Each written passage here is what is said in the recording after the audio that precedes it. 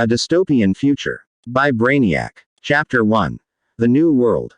The world had changed. It was no longer the vibrant, bustling planet that people once knew.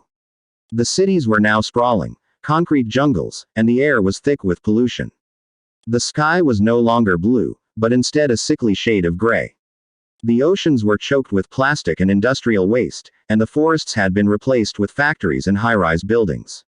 People lived in constant fear, not only of the government, but also of each other. The government had grown powerful, controlling every aspect of people's lives. They monitored everything people did, from the food they ate to the words they spoke. There was no privacy, no freedom, and no hope. The people were divided into two classes: the ruling class, who lived in luxury and had access to all the resources, and the working class, who toiled day and night to keep the machines running. The working class lived in cramped, dirty quarters and were paid barely enough to survive. The government had created a new language, one that was mandatory to speak and write. This language had no room for creativity, individuality, or independent thought. It was a language of control, designed to keep people in line. In this world, there was no place for art, music, or literature. Books were banned, and the only form of entertainment was government-approved media, which was nothing more than propaganda. As the sun set on another day in this dystopian world, a young woman named Maya sat in her tiny apartment, staring out at the city below. She had always known that the world was not perfect, but it wasn't until recently that she realized just how bad things had become. Maya had always been curious, questioning everything and everyone around her. She had always felt that there was more to life than what she was being told. And as she sat there, staring out into the dark, she knew that she had to do something. She couldn't live in a world where freedom and individuality were nothing more than a distant memory. Chapter 2. The Underground. Maya knew that she couldn't fight the government alone. She needed allies, people who shared her vision of a better world. She began to search for like-minded individuals, quietly asking around and making connections. Eventually, she found a small group of people who called themselves the Underground. They were a group of rebels who were fighting against the government's oppressive regime. They believed in the power of the individual and the importance of freedom. Maya joined their cause and was quickly welcomed into their community.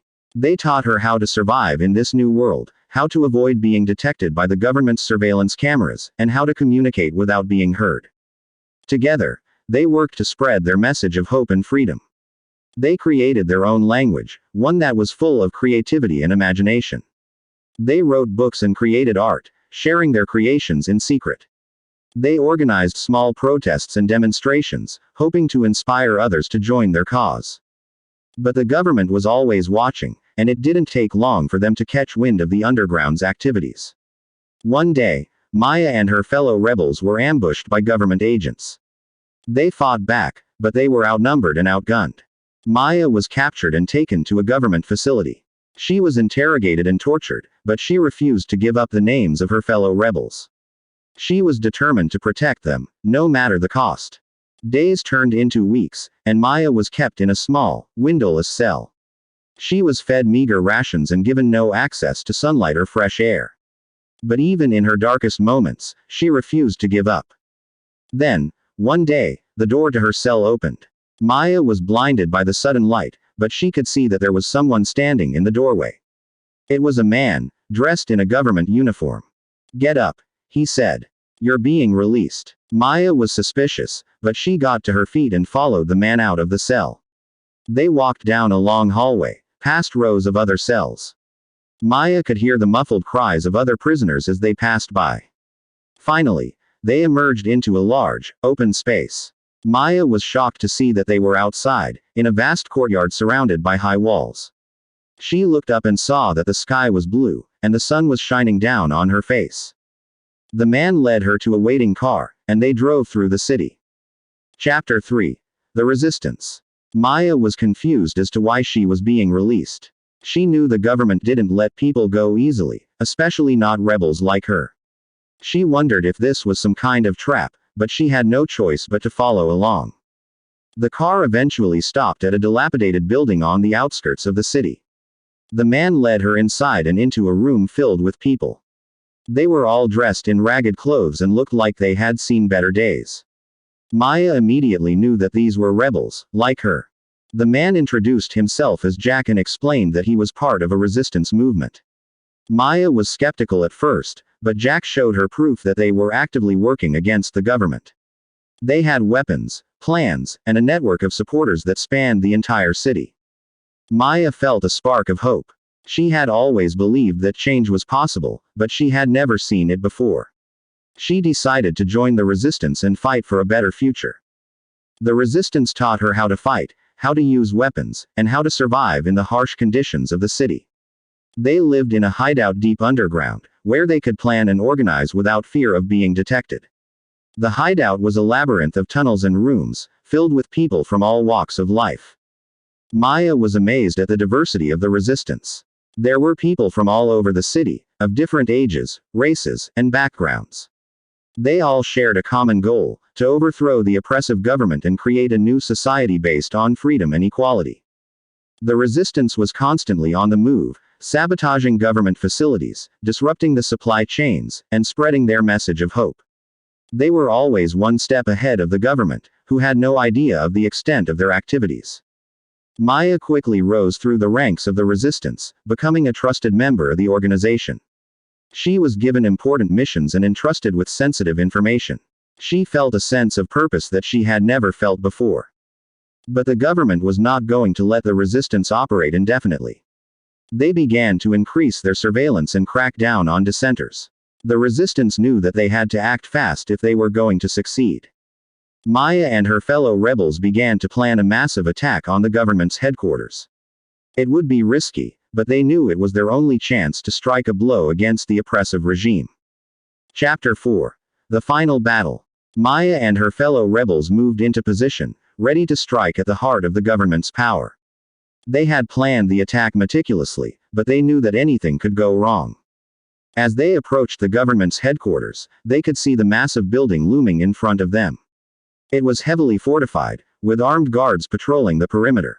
Maya and her team split up, each group taking a different route to the building. They knew that they had to attack from multiple angles to have any chance of success. The attack began with a thundering explosion as one group of rebels blew a hole in the side of the building. Maya and her group charged in, firing their weapons and taking out the guards. The fighting was intense, with bullets flying and explosions shaking the building.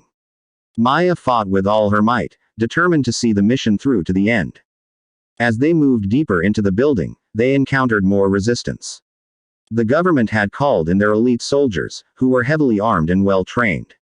Maya and her team fought bravely, taking out the soldiers one by one. But they were outnumbered, and it seemed like the government's forces were closing in on them. Just when things seemed darkest, a group of rebels burst into the room and opened fire on the soldiers. Maya recognized their leader, Jack, and felt a surge of hope. Together, they fought their way through the building, taking out anyone who stood in their way. They could hear the sounds of explosions outside, and they knew that the other rebels were still fighting.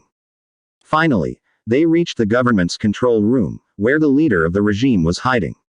Maya and her team burst in, guns blazing, and took out the guards.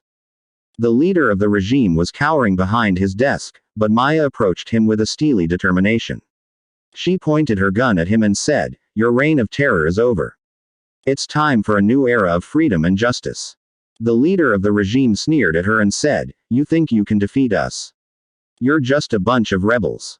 We have the power, the resources, and the technology to crush you." But Maya wasn't deterred. She knew that they had to take a stand, no matter what the cost. She raised her gun and fired, taking out the leader of the regime. With the leader gone, the rest of the government's forces began to surrender. Chapter 5. The New Beginning. As the government's forces surrendered, Maya and her fellow rebels stood in the control room, looking around at the wreckage. The room was filled with smoke and debris, but they could see that their mission had been successful. They had toppled the government and taken control of the city. Maya felt a sense of awe and disbelief. They had done it. They had created a new beginning. The resistance quickly set to work, restoring order to the city and rebuilding what had been destroyed. They created a new government, one that was based on freedom, equality, and justice. They created a new language, one that celebrated creativity and individuality. Maya was appointed to a position of leadership in the new government. She worked tirelessly to create a better world, one where people could live free from oppression and fear. As the days turned into months, and the months turned into years, the city changed. The air cleared, the sky turned blue, and the oceans were cleaned. The city became a vibrant, bustling place, filled with art, music, and literature. People were free to express themselves, to create, to dream. The government no longer controlled every aspect of their lives. They could choose their own paths, follow their own passions, and build their own futures. Maya looked out over the city, tears in her eyes. She had never imagined that they could achieve so much. She had fought for a better world, and now, she was living in it. As she walked through the city streets, she saw people smiling and laughing, enjoying their newfound freedom. She knew that the road ahead would be difficult, that there would be challenges and setbacks. But she also knew that they had created something special, something worth fighting for. Maya looked up at the sky and felt a sense of hope. She knew that they had created a new beginning, a world where anything was possible. And she knew that, no matter what happened, they would always fight to protect it. Chapter 6. The Legacy. Years passed, and Maya grew old.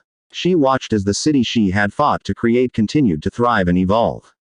The people had taken the seeds that she and her fellow rebels had planted and had grown them into something beautiful and vibrant. Maya knew that her time was coming to an end. She had lived a long life, filled with purpose and meaning. She had fought for a better world, and she had seen it come to fruition. As she lay in her bed, surrounded by her loved ones, she felt a sense of peace. She knew that her legacy would live on, that the world she had helped create would continue to grow and evolve. She closed her eyes and felt her spirit leave her body, rising up into the sky. She looked down at the city, watching as it continued to thrive and evolve. She knew that she had been a part of something special, something that would live on long after she was gone. As the years went by, Maya became a legend. Her name was whispered in the streets, and her story was told in schools and homes throughout the city. She became a symbol of hope, of courage, and of the power of the individual. And as the city continued to evolve and grow, new generations of rebels emerged.